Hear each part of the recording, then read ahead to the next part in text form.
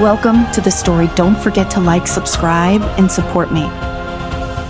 The ruins stretched before Adrian like a forgotten skeleton of a long-dead civilization, half buried beneath a blanket of ash and creeping vine. As a wandering mage, he had stumbled upon countless such places during his travels, abandoned remnants of kingdoms, lost to time. Yet something about this one felt different. There was an eerie stillness in the air, a sense of presence that unnerved him in a way he couldn't typeplay. The ground beneath his boots crunched as he walked, his long, dark cloak trailing behind him like a shadow. The landscape, desolate and gray, mirrored his own disillusionment. Years of wandering had left him jaded, tired of the corruption in the magical circles he once revered. He had abandoned his past, seeking answers in the forgotten places of the world. But the answers were elusive, and the loneliness of his journey was beginning to weigh on him. Adrian's hand brushed against the jagged stone wall of the ruins, feeling the cold, rough texture beneath his fingertip. As he moved deeper into the heart of the decaying city, he caught sight of something unusual, an ancient stone door partially concealed by overgrown foliage. It was heavily weathered, but faint symbols carved into the surface hinted at something far older than the ruins themselves. He hesitated for a moment, sensing the residual magic that clung to the air around the door. Whatever lay beyond it, it was not something that had been disturbed in centuries. His instincts told him to turn back, to leave the door untouched. But curiosity was a powerful force, and Adrian had never been able to resist the allure of forgotten knowledge. With a whispered incantation, his fingers traced the glyphs on the door, and the stone began to groan as it slowly shifted aside. A cold draft of air rushed out, carrying with it the scent of dust and decay. Adrian stepped forward, his eyes adjusting to the dim light as he entered the chamber beyond. Inside, the room was small, barely more than a crypt. Shelves lined the walls, and scattered across them were relics of a forgotten time, ceremonial daggers, rusted armor, and broken artifacts. But in the center of the room, resting on a pedestal of black stone, was a book. The book was ancient, bound in a dark, cracked leather that seemed almost alive in the faint light. Strange symbols covered the surface of the cover, symbols that shifted and twisted as if they were trying to escape the pages. Adrian's breath caught in his throat as he stepped closer. He could feel the raw power emanating from it, like a pulse in the air around him. His fingers hovered over the cover, hesitating. He knew instinctively that this was no ordinary book. It was the Book of the Underworld, a relic of dark magic that had been whispered about in legend. It was said to contain forbidden knowledge, the kind of power that could change the course of history or destroy it. Adrian sighed, heart raced as he struggled with the temptation. He'd seen the world since brokenness firsthand, had watched as corrupt rulers and greedy mages abused their power. With the knowledge in this book, he could fix it, he could change everything, but at what cost? Before he could make a decision, a voice echoed in his mind. Take it. You know its power. It's onto you. The world could be yours. Adrian jerked his hand back. Startled, the voice was not his own, but it came from the book, soft and insidious, planting seeds of doubt in his mind. He shook his head, trying to clear his thoughts. This was dangerous magic, he knew that. And yet he leave it here, not when others might find it. With a deep breath, Adrian reached down and grasped the book. Power surged through him, filling every fiber of his being with a sense of unimaginable potential. He staggered back, clutching the book to his chest, as the room seemed to grow darker, the air heavier. You can change it all, the voice whispered again, this time clearer, more forceful. All the pain, all the suffering. You have the power now. Adrian forced himself to stand, his mind reeling from the sheer weight of the magic he now held. He had to get out of here, had to think clearly. The book throbbed in his hands, and he knew he couldn't stay in these ruins any longer. As he made his way out of the chamber, the stone door slowly groaned shut behind him, sealing the crypt once more. Adrian didn't look back. He had what he came for now. He needed to figure out what to do next. The world outside the ruins seemed quieter, almost expectant, as Adrian walked back toward his camp. The sun hung low in the sky, casting long shadows over the desolate landscape. His mind was racing, filled with questions. What would he do with the book? Could he trust himself to wield such power responsibly? His thoughts were interrupted by the sound of footsteps behind him. A woman, tall and regal, her silver hair catching the fading light. She wore the dark robes of a high sorceress, and her piercing blue eyes locked onto the book in his hand. You found it, she said, her voice smooth and cold. The Book of the Underworld. Adrian didn't he respond, instinctively tightening his grip on the book. He had no idea who this woman was, but he could sense her power. She wasn't someone to be trifled with. The woman took a step closer, her eyes never leaving the book. I am Lysandra, she said as if that explained everything, and that book does not belong to you. Adrian's pulse quickened, but he forced himself to remain calm. It belongs to no one, he said, not anymore. Lysandra raised an eyebrow, a hint of amusement in her eye. You don't know what you're beholding, do you? That book contains magic older than the world itself. It's not something you can just walk away with. Adrian's mind raced. He knew the book was powerful, but this woman, Lysandra, seemed to know far more about it than he did. Could he trust her, or was she just another power-hungry mage looking to use the book for her own end? I don't care what it is, Adrian said, keeping his voice steady. It's mine now. Lysandra's eyes narrowed. You're making a mistake, mage. That book will consume you if you read not carefully. Adrian didn't respond, turning away from her and continuing toward his camp. He could feel her eyes on his back, but she didn't follow, not yet, at least.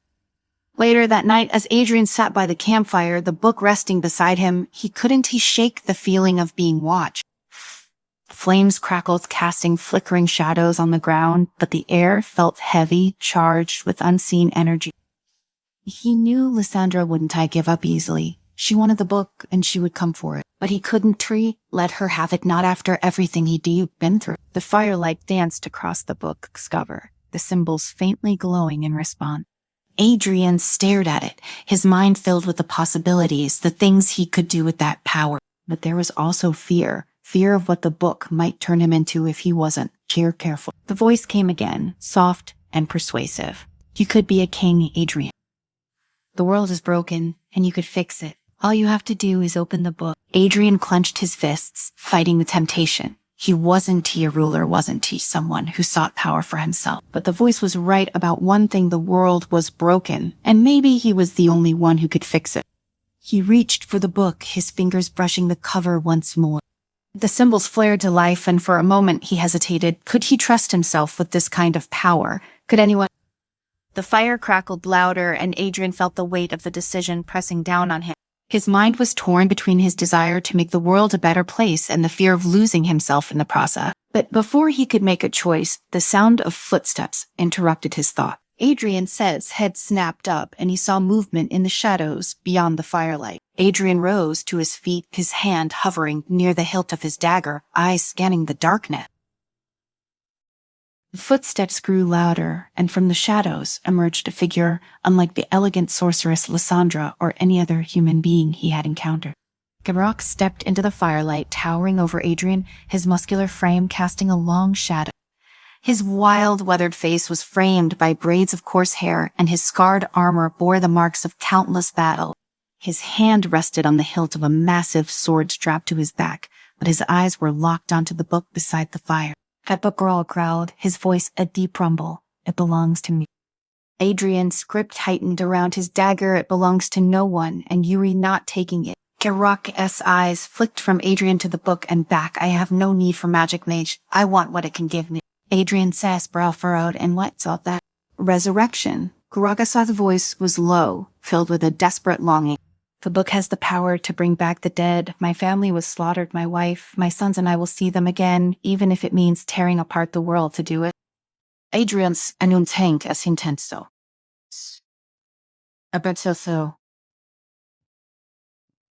But fresh and magic was among the most dangerous of them all. Such spells came with terrible consequences. Consequences Garok couldn't possibly understand. You don't know what you're asking for, Adrian said, his voice steady. Resurrection magic is forbidden for a reason. The price you will pay. I don't care about the price. Garok roared, his hand tightening around his sword. I'll pay whatever it takes. Give me the book, or I'll take it by force. Adrian's mind raced. He had no intention of letting the book fall into Garok's hands, but he wasn't sure he could take on the barbarian in a fight, especially not with the power of the book tempting him. His gaze flicked to the tome, its symbols glowing faintly in the firelight, almost as if it was beckoning him to use it. The voice whispered again, seductive and insistent. You have the power to defeat him. Use it, take control. Adrian clenched his jaw, fighting the temptation. He couldn't give in, couldn't he let the book twist him into something he wasn't. But Garoka wasn't waiting for a decision. With a furious roar, the barbarian lunged forward, drawing his massive sword in a blur of steel. Adrian barely had time to react. He threw up his hands, muttering a quick incantation, and a shimmering barrier of magic flared to life between them. Garoka's sword crashed against the barrier with a deafening clang, the force of the blow sending ripples through the air. But Garoka didn't relent. He swung his sword again and again, each strike more powerful than the last, as Adrian struggled to maintain the barrier. Sweat beaded on his forehead, and his muscles burned from the effort. He couldn't hold out much longer. The voice grew louder, more insistent. "You can end this now. Use the power. It's the only way." With a final desperate swing, Garoka shattered the barrier. Adrian staggered back, the force of the impact knocking the wind from his lung. The barbarian raised his sword for a killing blow, and Adrian knew he had no choice. He reached out for the book, his fingers brushing the cover as he muttered a spell. Power surged through him, raw and untamed. The ground beneath his feet trembled, and dark tendrils of energy erupted from the book, wrapping around Garoka's body like serpent.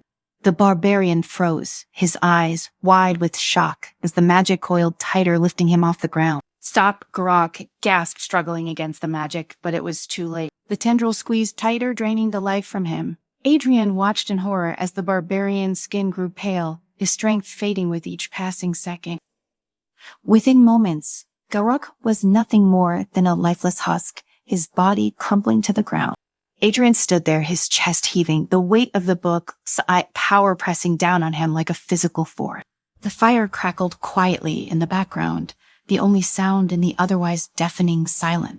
The voice whispered again, softer this time. "You see, you are stronger with the book. You can control it." Adrian's hands trembled as he stared at Garoka's lifeless form. This wasn't true what he wanted. He hadn't meant to kill the barbarian, but the power had taken control, had pushed him to act before he even realized what was happening. I didn't too want this," he whispered, his voice barely audible. But the voice was relentless. "This is the price of power. You cannot change the world without sacrifice." Adrian shook his head, forcing himself to take a step back from the book. He couldn't let this happen again. He had to get rid of it, had to destroy it before it consumed him completely. But how the book's magic was ancient, far older and more powerful than anything he had ever encountered. A rustling sound from the edge of the camp broke his train of thought, and Adrian turned to see Lysandra stepping out of the shadows once more. Her expression was unreadable as she glanced from Adrian to Garoka's lifeless body, and then to the book, still glowing faintly beside the fire. "It seems you've made your choice," she said softly, her voice laced with a hint of satisfaction. Adrian shook his head. "No, I didn't mean to." Lysandra raised an eyebrow. "Didn't he mean to what kill him? Or didn't he mean to use the book?" said power. "Either way, the result is the same. The book has claimed you just as it has claimed everyone before you." "I don't you want it," Adrian said, his voice trembling. "I never wanted this." Lysandra's eyes gleamed with cold amusement. "You don't have a choice. The book is bound to you now. It won't let you go." Adrian took a step back, his mind racing. He couldn't let her take the book, but he also couldn't keep it. The power was too dangerous, too uncontrollable. Lysandra took a step closer. Her eyes locked onto his. "You ran over your head, mate. You can too control the book, but I can give it to me, and I'll spare you the fate that awaits you if you keep it." Adrian clenched his fists, the weight of the decision pressing down on him like a physical burden.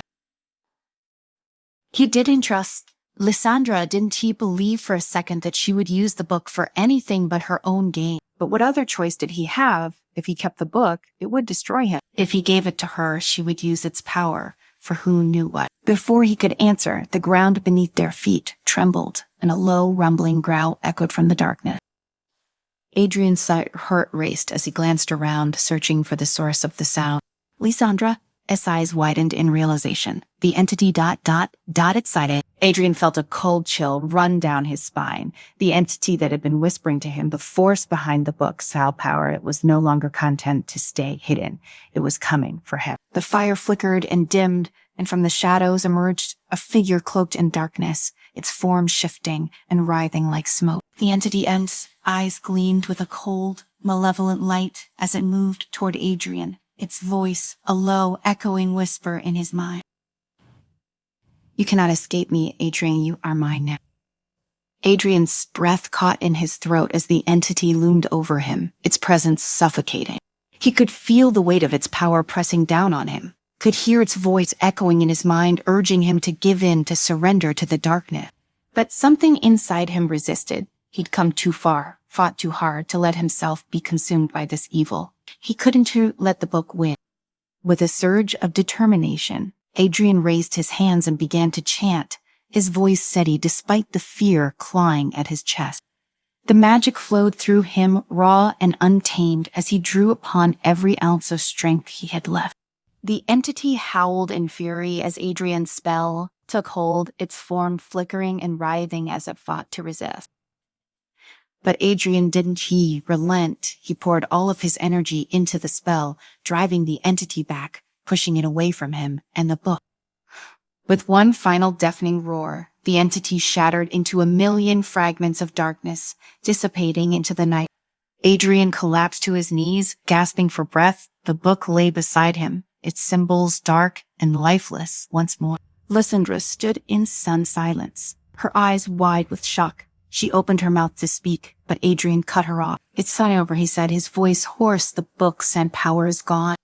Lysandra's expression hardened, but she didn't argue. Without another word, she turned and disappeared into the shadows, leaving Adrian alone by the fire. The night was quiet once more, the air still and cold. Adrian stared down at the book, the weight of his action settling heavily on his shoulders. He had won, but the cost had been high. With a deep breath, Adrian rose to his feet and tossed the book into the fire. The flames leapt higher as the ancient leather crackled and burned, the dark symbols vanishing in the heat. For the first time in what felt like an eternity, Adrian felt a sense of peace. The book was gone, its power destroyed, and though the weight of his choices would linger, he knew he had made the right one. The fire burned bright against the darkness as Adrian turned and walked away, leaving the ruins behind him, and the world felt just a little bit lighter.